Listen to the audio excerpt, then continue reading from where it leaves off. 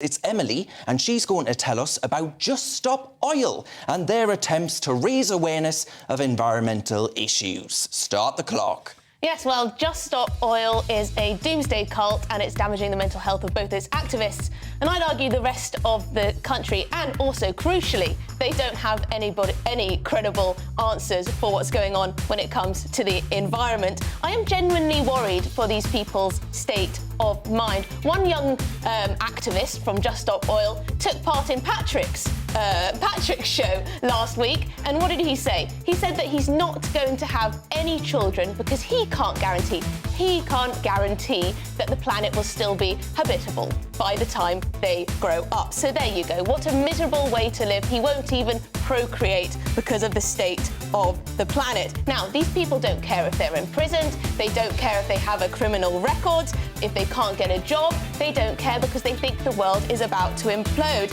And they have total conviction that they're right. No space for nuance, no space for discussion. These people are a doomsday cult and they are damaging our mental health. Hey. Well, there you go. I had a lot more to say, but that's 60 seconds.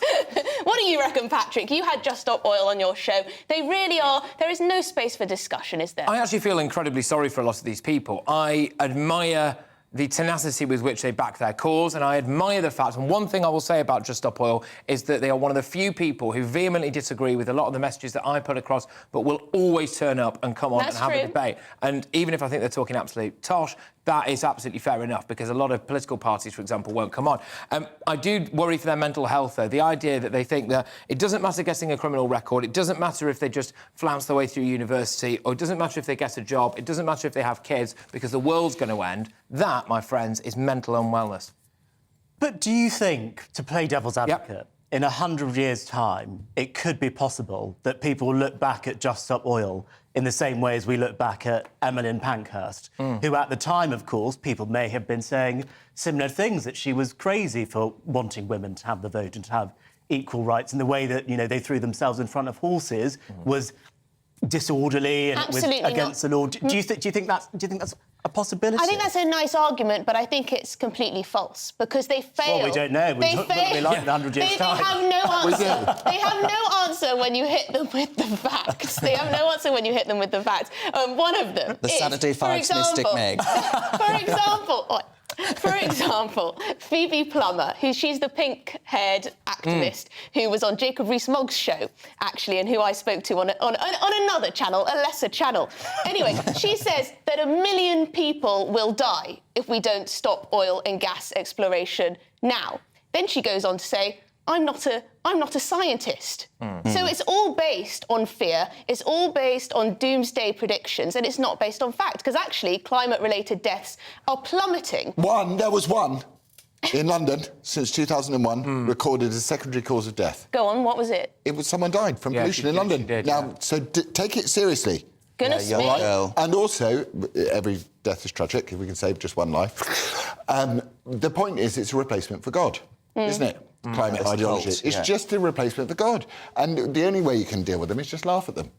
Well, do you know what, though, Emily? I was really struck by the sheer number of these young people that are coming out and saying, oh, my word, you know, we need to just stop oil and roll back the tide of progress and just say to hell with it all and overthrow the system. They're the same people, by the way, that complain about the fact that they can't get a house, yet this net zero stuff prohibits house building because of the net zero targets by law. So I say I want to actually increase the voting age to 50, so my dear viewers who are over the age of 50 can vote to keep the nation sound, and actually add in a property qualification as well, because these people will never be able to buy houses, so they never vote. So one of the big arguments against doing absolutely everything that they want, because whilst we are decarbonising faster than pretty much any other G20 nation, etc., and we're putting all these green levies in, it will never be enough for them. And one of the key arguments against doing everything that they want is that it will be too quick and it would cost us all too much money, and it would bankrupt the nation and individuals, especially the working class. But the reason they don't care about that is because to them, they genuinely think that nothing matters because we'll all be dead. Would it bankrupt the nation? I mean, we've cut our carbon emissions, I think, since 1990 by something like 40%. And, of course, the economy has grown a lot since then. So would we really bankrupt the nation by going to net zero? I actually think there's a huge economic opportunity. But net zero isn't enough for them. They want more, and they want more, and they want more, and they want to stop using. They want rid of gas, for God's sake. Net zero I humans. take that point, but the problem is that we've done lots of the technological advancement. We're doing it now, but now it's coming to different types of policies. Now it's about banning.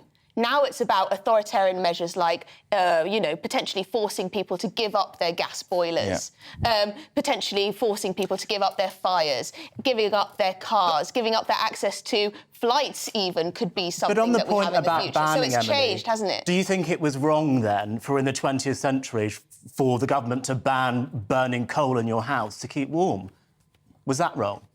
Well, I mean, a lot of people still burn Yeah, coal. I mean, my granddad was burning coal Not when in he was London, alive. not in the... Yeah, but it's illegal to burn that's coal. just a progress Is that argument. right? You know, it's like catalytic converters. The whole of LA was covered in smog until the guy invented the catalytic converter. You've got to rely on technology to So in some cases, banning is fine. Don't set the It's my target. When the It's the same as technology's there, the technology's not currently there, right? We're living on a hope and a prayer here. Can I also identify something that I think is deeply sinister that people don't talk about, is that the people who are right at the top of this big climate agenda, who are often faceless, shove forward vulnerable children to do their bidding for them. So when Greta Thunberg first broke onto the scene, look, she's obviously, a very bright girl, but she's got Asperger's and she was a child and looks very young for her age as well. And so it was seen as this horrible thing if you criticise the things that she was saying. So it gave her a lot of freedom to actually go out and spout some pretty radical stuff. And then now we've got a lot of the Just Stop Oil lot, a lot of the Extinction Rebellion lot are very young people who say, oh, don't you care about our future? Well, and then it makes it look as though you hate kids if you then start criticising what they're saying. And it is a tactic. Lawrence, it's a tactic. are your children into, the climate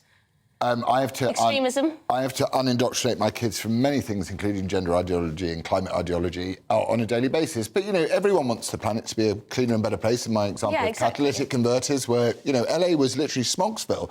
So we've got to... It's like 15-minute cities, right? If you want a 15-minute city, then build the bakery, build the bus stop, build the place, build where people can stop. Don't build the cameras first, because that's what this is. This is building the infrastructure to control you before they built the infrastructure that you can thrive within. That's a great analogy. God, I'm point. That was brilliant. Have you ever thought about going into politics? Sex. Sex work. Oh, right. Okay. He already is. But I do worry, bringing it back to the mental health, because I think we're all in support of less pollution. Who wants to have a polluted, dirty planet? None of us do. Oh.